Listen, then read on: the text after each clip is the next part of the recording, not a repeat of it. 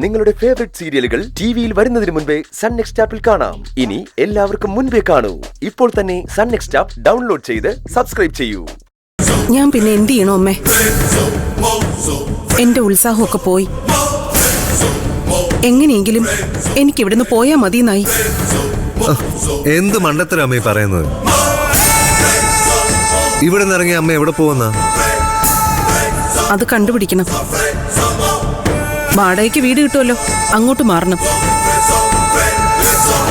അവളുടെ പേരിലുള്ള ഈ വീട്ടിൽ താമസിക്കാൻ എന്തായാലും എന്റെ അഭിമാനം സമ്മതിക്കില്ല. ആ ചിന്ത ശരിയല്ലമ്മേ. ഈ വീട് അമ്മയുടെയാ. ഇപ്പൊ അത് ദേവിയുടെ പേരിലായെന്ന് കരുതി അത് അങ്ങനെ അല്ലാതാവുന്നില്ലല്ലോ. ആവുന്നുണ്ടല്ലോ. ഇനി നമുക്ക് എന്ത് ചെയ്യാൻ പറ്റും? ഈ വീടിനി എന്നും അവളുടെ പേരിലായിരിക്കില്ലേ? അതിപ്പോ നാളെ അത് അങ്ങനെ ആവണമെന്നില്ല. അമ്മ ശ്രദ്ധിച്ചോന്നറിയില്ല, ആധാരം നടത്തിയതിന് ശേഷമാ അച്ഛൻ ഈ അവസ്ഥ വന്നത്. അന്ന് ഇൻസുലിൻ കുത്തിവെച്ചത് ആരാ? ദേവിക. രണ്ടും തമ്മില് എന്തെങ്കിലും ബന്ധം തോന്നുന്നുണ്ടോ അമ്മയ്ക്ക്?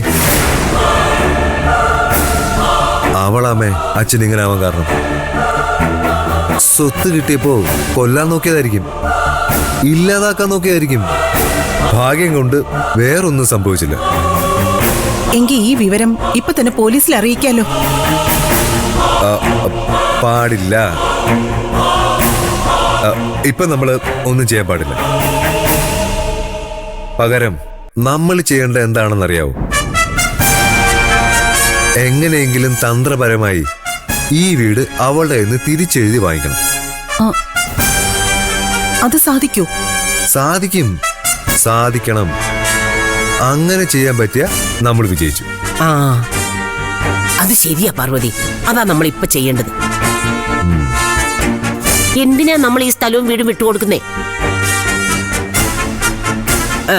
ഇത് അവൾ അധ്വാനിച്ചുണ്ടാക്കിയ സ്ഥലമൊന്നുമല്ലല്ലോ. മനോഹറിന്റെ കയ്യിൽ നിന്ന് അവൾ തന്ത്രപരമായിട്ട് സ്വന്തമാക്കിയതല്ലേ. നമ്മളും അങ്ങനെ തന്നെ ചെയ്യണം. അതെ അതെ അതെ, അതായിരിക്കണം നമ്മുടെ ലക്ഷ്യം.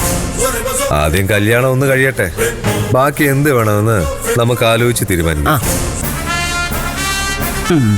ഒരു കാര്യം ഉറപ്പിച്ചു, ഈ വീട് നമ്മൾ തിരിച്ചു പിടിക്കും. അതിനെന്തൊക്കെ ചെയ്യേണ്ടി വന്നാലും ശരി, നമ്മളത് ചെയ്തിരിക്കും. ധൈര്യമായിട്ടിരിക്കേ, നിങ്ങൾക്ക് ഞാനുണ്ട്.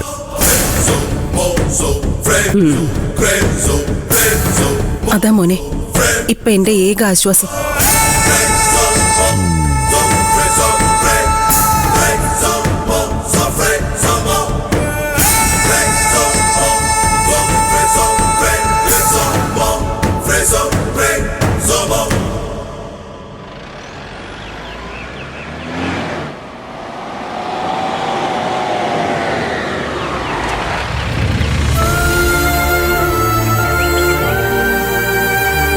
അച്ഛൻ പേടിച്ചതുപോലെയൊക്കെ സംഭവിക്കുമായിരുന്നു. അന്ന് ദേവികയുടെ പേരില് ആധാരം രജിസ്റ്റർ ചെയ്ത് തന്നില്ലായിരുന്നെങ്കിൽ. തിടുക്കം കൂടിപ്പോയോന്ന് അന്ന് ഞാൻ പോലും സംശയിച്ചതാ. പക്ഷേ അച്ഛനായിരുന്നു ശരി, അച്ഛൻ മാത്രമായിരുന്നു ശരി. എന്റെ പേരിലായിരിക്കുന്നതും അച്ഛന്റെ പേരിലായിരിക്കുന്നതും ഒരുപോലെ തന്നെയാ സിദ്ധു. അച്ഛൻ എപ്പോ ആവശ്യപ്പെട്ടാലും ഞാനത് തിരിച്ചെഴുതി കൊടുക്കും. അതിനുവേണ്ടിയല്ല അച്ഛൻ അങ്ങനെ ചെയ്തത്. ഈ വീടും സ്ഥലവും കൈമോശം വരാതിരിക്കാൻ വേണ്ടിയാ. എനിക്ക് അച്ഛനെ ഒന്ന് കാണണം. ആ സിദ്ധു,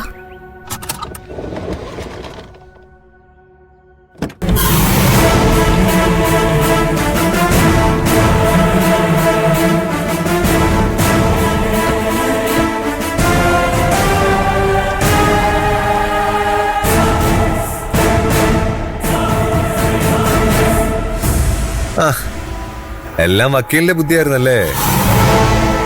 വീടിന്റെ സ്ഥലത്തിന്റെയും കാര്യമാണ് ഉദ്ദേശിച്ചതെങ്കിൽ സോറി. അതിലേ എന്നെ പ്രതിയാക്കണ്ട, അതിൽ ഞാനില്ല.